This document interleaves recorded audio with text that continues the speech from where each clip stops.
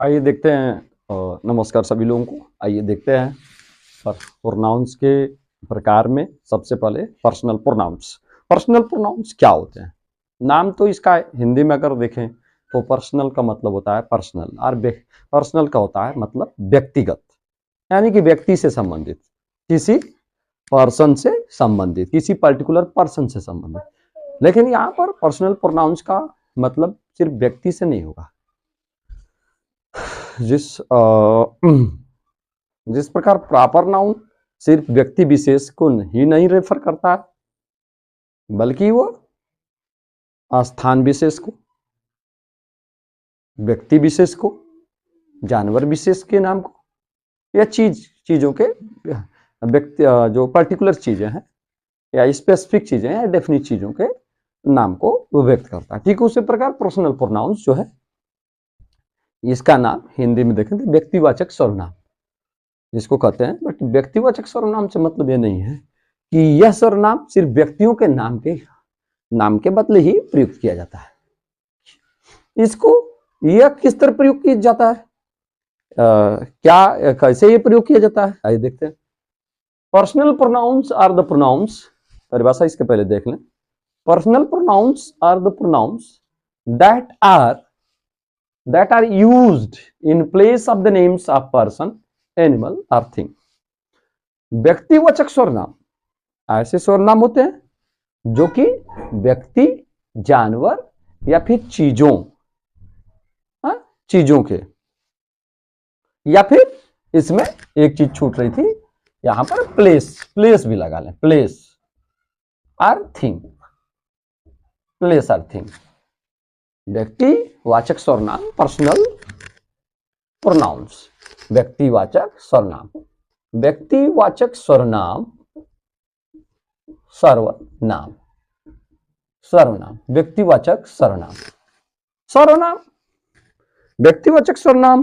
क्या है? व्यक्तिवाचक सर्वनाम personal pronouns are the pronouns that are used in place of the names of person, animal और place और थिंग। व्यक्तिवाचक सर्वनाम ऐसे नामों के स्थान पर, व्यक्तिवाचक सर्वनाम व्यक्ति, जानवर, स्थान या चीजों के नाम के स्थान पर प्रयुक्त किए जाते हैं। तो ऐसे सर्वनाम जो कि व्यक्ति, जानवर, स्थान या चीजों के नाम के स्थान पर प्रयोग किए जाते हैं या प्रयुक्त किए जाते हैं, व्यक्तिवाचक सर्वनाम कहलाते हैं। सिर्फ ये व्यक्ति को ही रेफर नहीं करता, यानी कि व्यक्ति के नाम के स्थान पर, क्योंकि प्रोनाउंस का जो है नाउन्स के स्थान पर प्रयुक्त किए जाते हैं। तो सिर्फ ये ना समझिएगा कि यह जो है व्यक्तिवाचक, व्यक्ति के नाम के स्थान पर या व्यक्तियों के या आदमियों के नाम के स्थान पर यह प्रयुक्त किया जाता हो, नहीं, यह व्यक्ति, जानवर, स्थान या चीज के नाम के स्थान पर प्रयुक्त किए जाने वाले शब्द होते हैं। सर्वनाम, जैसा कि सर्वनाम दिमाग में बैठा लें कि सर्वनाम वे शब्द होते हैं या वे नाम होते हैं जो सब नाउन्स के स्थान पर प्रयोग किए जाते हैं। अभी तो सर्वनाम है, सबके नाम है, ऐसे शब्द जो नाउन के स्थान पर प्रयुक्त किए जा सकते हैं। लेकिन पर्सनल प्रोनाउंस ऐसे प्रोनाउंस होते हैं जो कि किसी चीज के भी नाम के स्थान पर, चाहे वो व्यक्ति हो, जानवर हो, स्थान या कोई भी चीज हो, लिविंग हो, नॉन लिविंग हो, एनिमेट हो, इनएनिमेट हो, कोई भी आर्टिफिशियल हो, नेचुरल हो, सभी चीजों के नाम के स्थान पर यह प्रयोग किया जाता है। जैसे ये पर्सनल प्रोनाउंस प्रयुक्त किए जाते हैं। अब पर्सनल प्रोनाउंस के अगर आप देखें तो पर्सनल प्रोनाउंस के अंतर्गत फर्स्ट पर्सन के प्रोनाउन, सेकेंड पर्सन के प्रोनाउन और थर्ड पर्सन के प्रोनाउन प्रयुक्त किए जाते हैं। फर्स्ट पर्सन में ये सारे प्रोनाउन जिनको मैं यहां पर बोर्ड पर मैंने लिखा है, I, we, you, he, she, it, they, me, us, you, him, her, it, them, my, mine, our, ours, your, yours, his, her, hers, its, their, ये सभी जो है पर्सनल प्रोनाउंस के उदाहरण है। अब देखिए, अगर आई एक ऐसा शब्द है जो किसी के भी स्थान पर, मोहन भी कह सकता है आई एम गोइंग, सीता भी कह सकती है आई एम गोइंग। देखिए मोहन, सीता है। अगर एक गधा कहानी में उसका पर्सोनिफिकेशन किया गया है, मानवीकरण किया गया है, या फिर उसे उसके साथ सजीव जैसा व्यवहार किया जाता है कि वो बोल रहा हो, तो गधा हो कहेगा कि आई एम गोइंग, यानी कि एस भी कहेगा, he would also say, वो भी ये कहेगा कि आई एम गोइंग, मैं जा रहा हूं। तो आई क्या हुआ? Personal pronouns. वी क्या हुआ? वी भी पर्सनल प्रोनाउंस हुआ। हम लोग जा रहे हैं, ये मोहन सीता गीता हो तब भी, या फिर सीता गीता रीता इस तरह लड़कियां भी हो तब भी वो कह सकती है कि हम जा रहे हैं। तो ये ऐसे प्रोनाउंस है जो कि किसी भी जानवर हो, स्थान हो, या फिर चीजों किन्हीं के स्थान पर इनका प्रयोग किया जा सकता है। यू देख लीजिए, यू, तुम। अब तुम तो किसी के लिए भी प्रयुक्त हो सकता है, तुम सब किसी भी नाम के स्थान पर। तो ये यू भी ऐसे हुआ। इसी तरह ही, सी, इट, दे, ये ऐसे प्रोनाउंस है जो पर्सन, एनिमल, प्लेस और थिंग के बदले इनका प्रयोग किया जा सकता है। और इसी वजह से पर्सनल प्रोनाउंस है व्यक्तिवाचक सर्वनाम, क्योंकि ये ना कि किसी भी चीज का नाम हो, चाहे वो व्यक्ति का हो, जानवर का हो, स्थान का या चीजों का, इसको सोचिए बच्चों। इसीलिए ये व्यक्तिवाचक सर्वनाम, उनके नाम के स्थान पर इनका प्रयोग किया जा सकता है। ही का प्रयोग आप देखिए, ही इज गोइंग। मोहन है तब भी आप कह सकते हैं Mohan is going, that is he is going. आप उसके स्थान पर दैट ही का प्रयोग कर सकते, ही इज गोइंग। सीता, हाँ, राकेश है, उसके स्थान पर भी आप ही का प्रयोग कर सकते हैं। ग्रैंडफादर जा रहे हैं, ग्रैंडफादर इज गोइंग, आप ही वहां ग्रैंडफादर चाहिए, द ही लगाइए, ही इज गोइंग।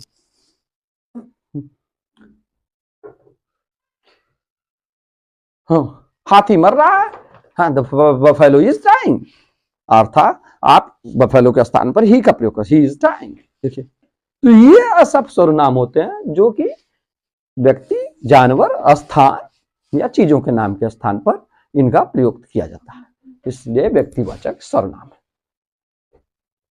अब इसमें व्यक्तिवाचक सर्वनाम में अगर इनको देखें तो ये इनके जो अगर कारक की बात करें तो कारक इसके इस तरह होते हैं, subjective case, objective case, positive case. कुछ ये जो सब्जेक्टिव केस है जिसमें फर्स्ट पर्सन के प्रोनाउन, फिर सेकेंड पर्सन के प्रोनाउंस का प्रोनाउन, थर्ड पर्सन का प्रोनाउन। सेकेंड पर्सन में यू और यू, इसको मैंने छोड़ दिया। थर्ड पर्सन में ये ही, she, it, they. First person में आई और वी, सेकेंड पर्सन में यू दो बार आएगा, थर्ड पर्सन में ही, सी, इट, दे। ये थर्ड पर्सन के प्रोनाउन होते हैं। फर्स्ट पर्सन प्रथम पुरुष, अब ये फर्स्ट पर्सन में आई और वी सब्जेक्टिव केस में। सब्जेक्टिव केस का मतलब होता है कि जब भी आप वाक्य में मुझे भूख लगी है, आई एम फीलिंग हंग्री, या आई एम हंग्री, मुझे की अंग्रेजी मी नहीं लगाएंगे, मुझे के लिए क्या बनेगा? आई बनेगा। तो जब भी सब्जेक्टिव केस में आई का प्रयोग होगा, यानी कि सब्जेक्ट आई बनेगा, न कि मी और माई बनेगा। ये ऑब्जेक्टिव केस में जब ऑब्जेक्ट के लिए मी का प्रयोग होगा, आई इसीलिए मी ऑब्जेक्टिव केस में है, आई सब्जेक्टिव केस में होगा, मी जो है ऑब्जेक्टिव में। पॉजिटिव केस संबंध को दिखाता है, my mother, my pen, my book, my house, that is mine, that chair is mine, that chair is mine. अगर इसकी बात करें तो ये संबंधों को दर्शाते हैं, ये पोजीशन को दर्शाते हैं। संबंध को मतलब कब्जे को दिखाते हैं, जिस पर आपका अधिकार हो, वो आपके पोजीशन में कोई चीज हो। हाँ, that is my mother, that is my sister, is those chairs are mine, those chairs are mine, those are my chairs। तो माई से या माइंड के प्रयोग द्वारा आप पोजीशन को दीजिए, इसलिए पॉजिटिव केस में वी के साथ वी, अब जब सब्जेक्टिव जब बनेगा तो सब्जेक्टिव केस में वी बनेगा, यानी कि सब्जेक्ट के स्थान पर वी का प्रयोग है, ऑब्जेक्ट के स्थान पर अस का प्रयोग है, और पॉजिटिव केस में आप आवर और आवर्स के साथ जाते हैं। India is our country, India is our country. That chairs are ours. That chair is ours. वह कुर्सी हम लोगों की, ours. That chairs are ours. That chair is ours. इसका प्रयोग हो जाएगा। सेकेंड पर्सन में you, ऑब्जेक्टिव केस में भी यू होता है, योर और योर्स हो जाता है। That is your brother, he is your brother, she is your sister, that this girl is yours, this daughter is yours, ये इस तरह हो जाएगा। थर्ड पर्सन में आप ही के सब्जेक्टिव केस में होगा, हिम ऑब्जेक्टिव केस में होगा, और ही जो है पजेसिव केस में होगा।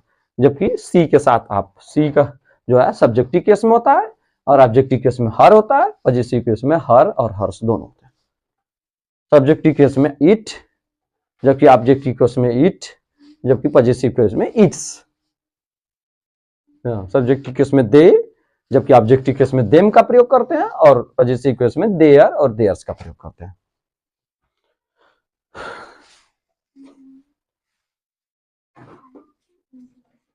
दीज, अब देयर का प्रयोग कैसे करेंगे? These books are their books, these are their books, ये किताबें उनकी किताबें हैं। और योर्स देयर्स का प्रयोग कैसे करेंगे? कैसे करेंगे? दीज बुक्स आर देयर्स, ये किताबें उनकी हैं। ध्यान रखिएगा, जैसे माइन का प्रयोग जब आप कर रहे हैं तो दिस इज माई बुक, इस तरह माई के संबंध दिखाएगा। माई के साथ कैसे चलेंगे? This is my book. लेकिन इसी बात को आप कह सकते हैं, you can say this book is mine, this book is mine, not my. इसके बदले इसके बाद कोई भी वर्ड नहीं आएगा। दिस बुक इज माइन, यह किताब मेरी है। इसी बात को आपने कहा दिस इज माई बुक, यह मेरी किताब है। लेकिन जब इस तरह आप बनाएंगे, माइन के साथ जाएंगे तो this book is mine. Here आप देयर और देयर्स के संबंध में, या फिर हर और हर्ष के संबंध में, आवर आवर्स के संबंध में, योर या योर्स के लिए भी यही नियम फॉलो होगा। आइए लास्ट वाले में देखते हैं, इसको समझते हैं। These are their, these are their chairs, ये उनकी कुर्सियां हैं। इस कथन का, इस सेंटेंस का यह मीनिंग है, these are their chairs, ये उनकी कुर्सियां हैं। आप इसी बात को you can express this line like this, these chairs are theirs, ये कुर्सियां उनकी है। बात एक ही है, कहने का तरीका अलग अलग है। The expression is the same, but the way of the expression is different. Only कहने का तरीका बदल जाता है। बट ध्यान रखिएगा, देयर्स, माइन, माइन के बाद कुछ नहीं आएगा, देयर्स के बाद कुछ नहीं आएगा। कोई भी वर्ड देयर्स के बाद और देयर्स के बाद वो नहीं आएगा। No word will come after theirs और आफ्टर माइन। मैं समझता हूं कि आप पर्सनल प्रोनाउंस समझ गए होंगे। पर्सनल प्रोनाउंस के केस भी समझ गए होंगे। पर्सनल प्रोनाउंस की 3 केस है, subjective case, objective case, possessive case. ये पर्सनल प्रोनाउन फर्स्ट पर्सन के प्रोनाउन कहलाते हैं। इसमें कुछ फर्स्ट पर्सन के हैं। फर्स्ट पर्सन के अंतर्गत आई और वी, सेकंड पर्सन के अंतर्गत यू, और यू 2 बार आएगा। थर्ड पर्सन के साथ ही, थर्ड पर्सन के अंतर्गत ही, she, it, they. First person जो अगर केस की बात करें इनके, यानी कि पर्सनल प्रोनाउंस के 3 पर्सन, प्रथम पुरुष, मध्यम पुरुष और उत्तम पुरुष के अंतर्गत इनको रखा जाता है। फर्स्ट पर्सन में आई और वी सब्जेक्टिव केस में आएंगे, जबकि आई के साथ मी ऑब्जेक्टिव केस में आएगा। पजेसिव केस में माई, माइन आएगा, जबकि वी के साथ ऑब्जेक्टिव केस अस बनेगा। योर और योर्स पजेसिव केस के अंतर्गत। सेकंड पर्सन के अंतर्गत सब्जेक्टिव केस में यू होगा, जबकि यू ऑब्जेक्टिव केस में होगा, और पजेसिव केस में योर और योर्स का इसके अंतर्गत। थर्ड पर्सन में ही, सी, इट, दे आ रहे हैं, तो ही के साथ हिम होगा, इसके बाद हीज हो जाएगा। सी के साथ हर और हर्ष भी होता है। इट के साथ इट हो जाएगा, से पजेसिव केस, ऑब्जेक्टिव केस में भी इट्स हो जाएगा इसका। दे के साथ देम हो जाएगा, और फिर देयर और देयर्स। यह है पर्सनल प्रोनाउंस। नेक्स्ट वीडियो में किसी अन्य टॉपिक पर फिर चर्चा कर देंगे। Keep watching my channel. जय हिंद, जय भारत।